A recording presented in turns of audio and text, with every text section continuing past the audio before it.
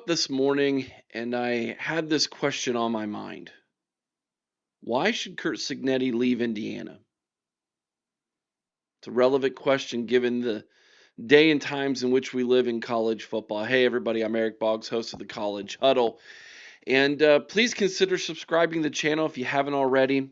Make sure you like the video and, of course, let me know what you think about what I think down in the comments section below. Penn State's seeking a new head coach, and the name that seems to be on a lot of people's lips when it comes to these bigger jobs is Curt Signetti. Now, look, I get it. Indiana's not exactly been uh, a blue blood in college football. I think that any Hoosier fan will admittedly tell you that football's not been their sport over there at Indiana. But since Curt Signetti has been there, he has created in just a very short amount of time something that I've never seen happen in my lifetime. 44 years of traveling around this giant star in the Milky Way. And I've never seen what Curt Signetti has done for Indiana in college football before. The closest thing I can kind of think of is Chip Kelly at Oregon.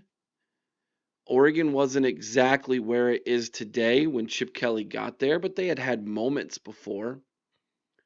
More moments than Indiana had had. It wasn't like Oregon was the worst team in the Pac-12, was the doormat of the Pac-12 for decades upon decades. Indiana, I think, is third in the history of college football for most losses in Division I FBS. And yet Curt Signetti went in there and turned it around in a season and a half. Now, I understand NIL, transfer portal, different era. You know, you have financial backing from a university, from its donors, and yes, you can go into just about any place these days and make a winner out of it. But to make it a national power in a season and a half kind of seems unbelievable to me. So no wonder Curt Signetti is getting the praise that has been heaped upon him and the attention from other, I guess you could say, job openings in college football. He's the hottest coach going right now, and the big boys are going to start to take swings at him, and they're going to throw a lot of money his way. Why should he stay in Indiana? That's my question. Well, I've got some answers for you on why. If it's just about the money, and it doesn't seem to be about that for Curt, he would essentially make possibly 4 million, 5 million more tops than what he's currently making at Indiana. He's somewhere around 8 to 8.5 a season right now for the Hoosiers, which is more than they've ever paid a coach before. And if he were to leave for Penn State, maybe they throw 12 at him, 12 and a half, possibly 13 at the most. You're getting into Kirby Smart, Ryan Day area at 12 to 13. Would Penn State does Penn State look at Curt Signetti and say he's a guaranteed college national champion coach if we bring him in at 12 to 13? Maybe they do. I'll tell you this, he's done more with less than any other coach in the past year and a half as far as star rankings when it comes to recruiting. But as you and I both know, in the era that we live, those stars value much less than they used to because kids can go and leave and come as they please. And so development is the name of the game. Quick development, might I add. Like from end of season to beginning of next season, that 8-month window is the most important time in structuring or restructuring or improving your football team, or in some coaches and programs getting worse, degressing, or regressing, I guess I should say. So why should he stay? Well, let me give you a couple reasons why. Number one, he's already become a legend in Indiana. And when you reach legendary status, Bear Bryant, Woody Hayes, Nick Saban, Urban Meyer, Bobby Bowden, Joe Paterno, it's a lot harder to leave in situations like that. Let's take Urban Meyer, for instance. Florida wins 2 national championships. It took a toll on him physically. The culture in which they had in Florida, all of the off the field situations that were obviously creating more difficulty for Urban. He couldn't handle it well. He had to walk away, and it created a huge strain between him and the fan base. And it was very, very ugly when he did that, when he left. Similar situation when he stepped down from the game at Ohio State after 7 years. Not to that degree, but similar.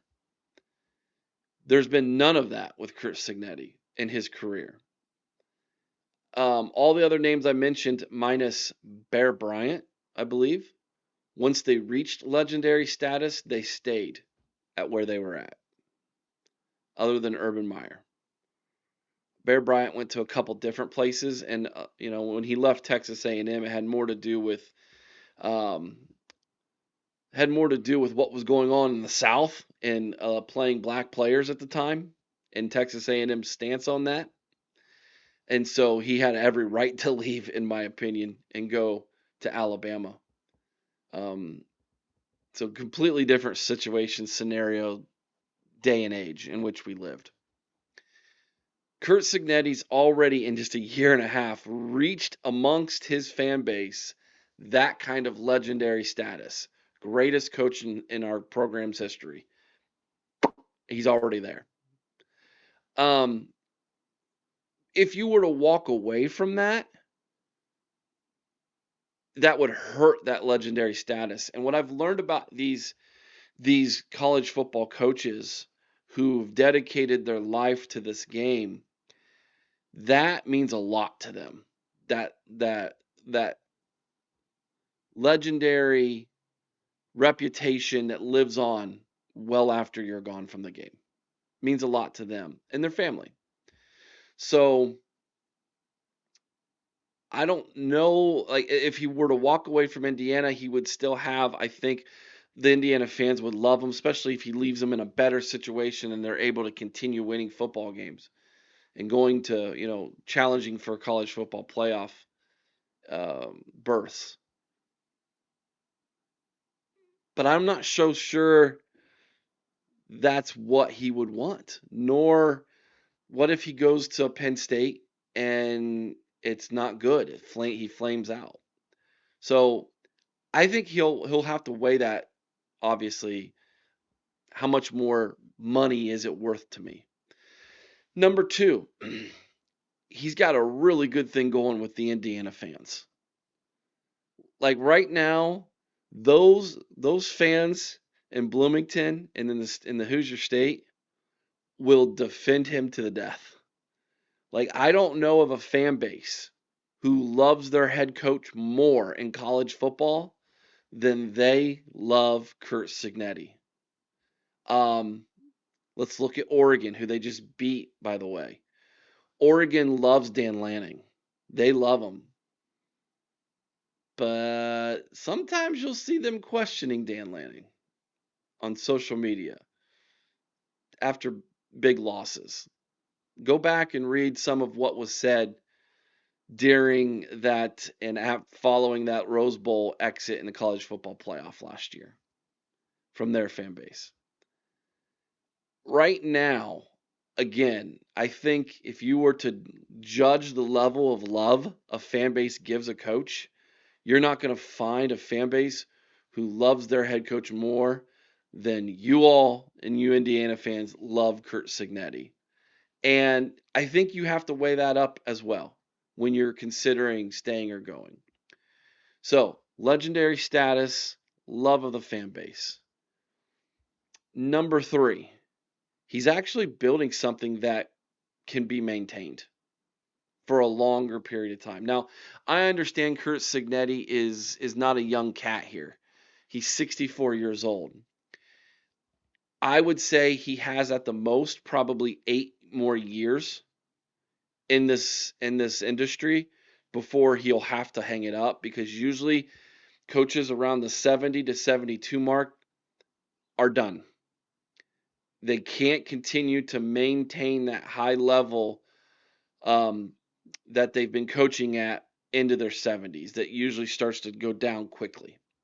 So if he's looking at this as far as I've got 6 to 8 year window left before cognitively, physically, I will start to decline as a coach in this industry, why pick up everything I just did and go to another school for just more money and another project where I've already done that hard work and groundwork here?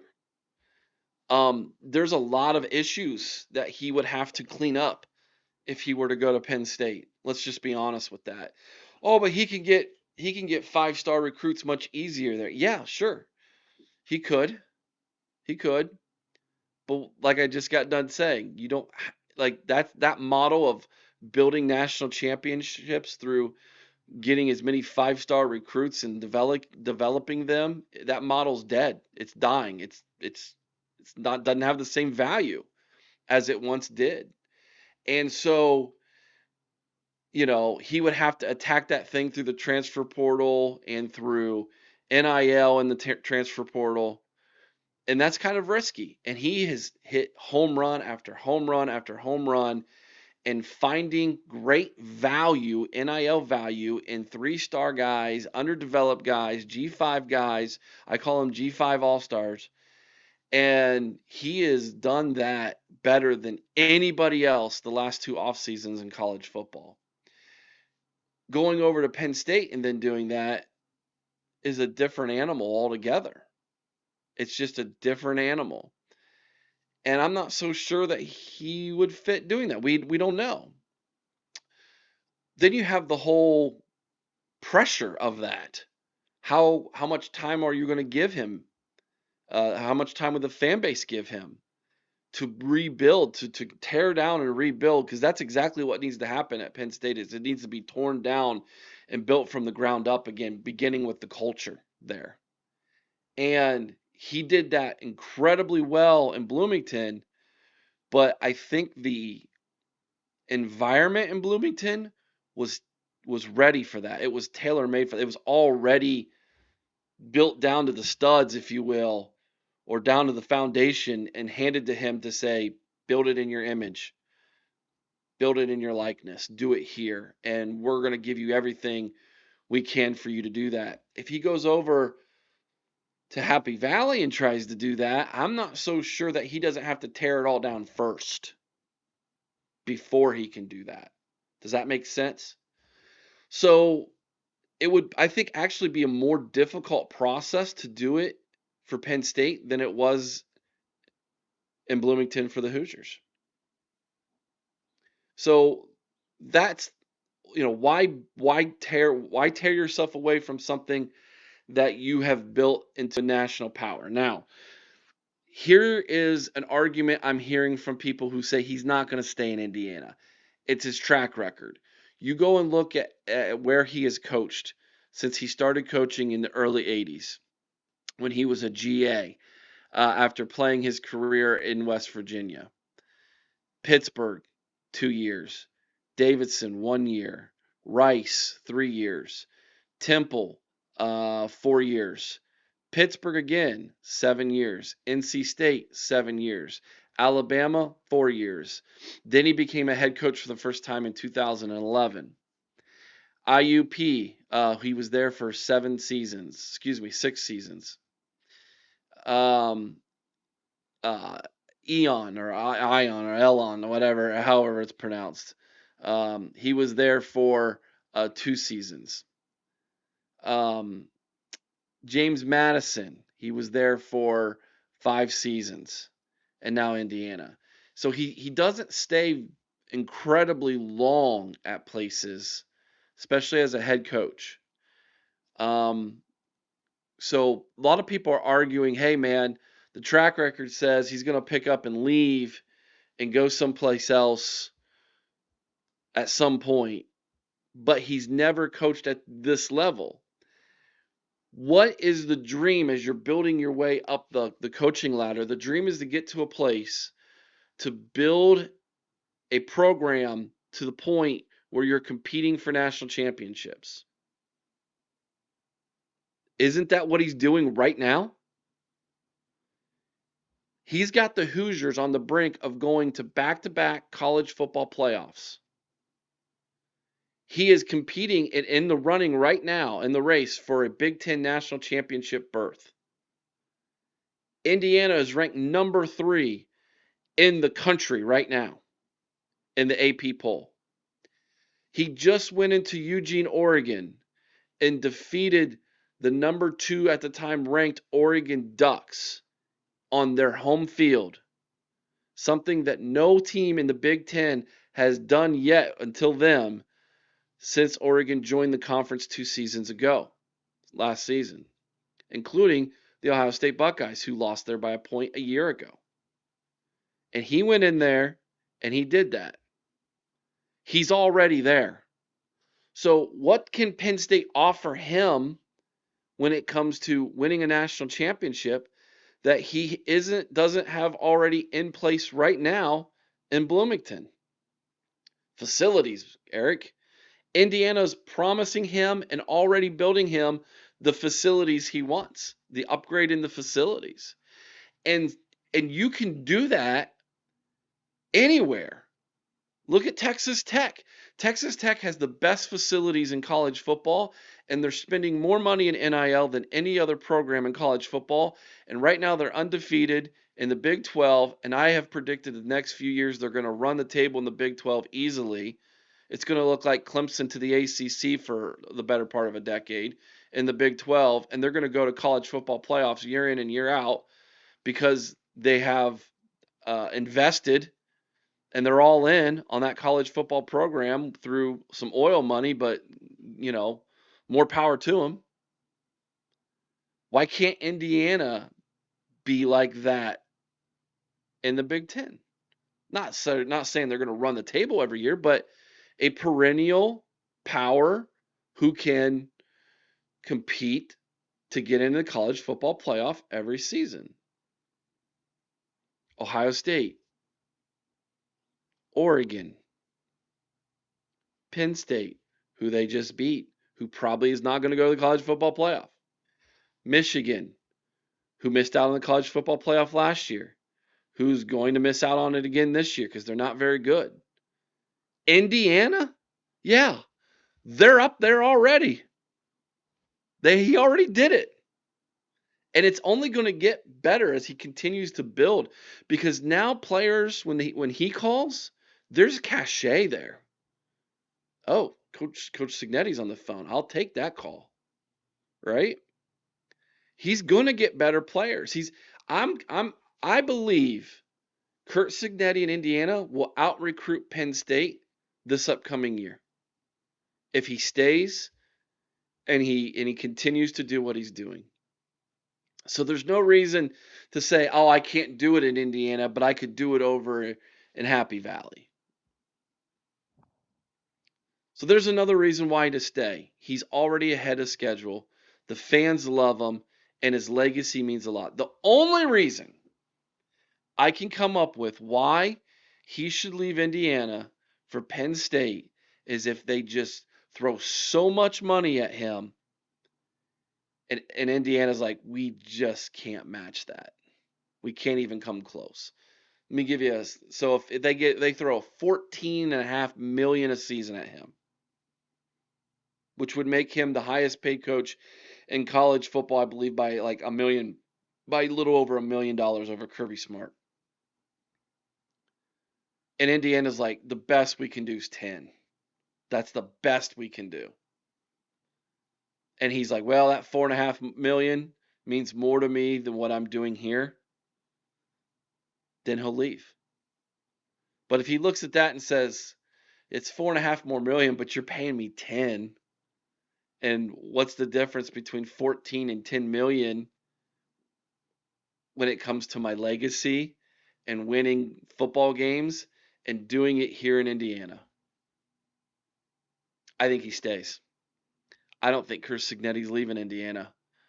And when you think about it from that angle, you should be incredibly excited, Hoosier fans. Let me know what you think about what I think down in the comment section below.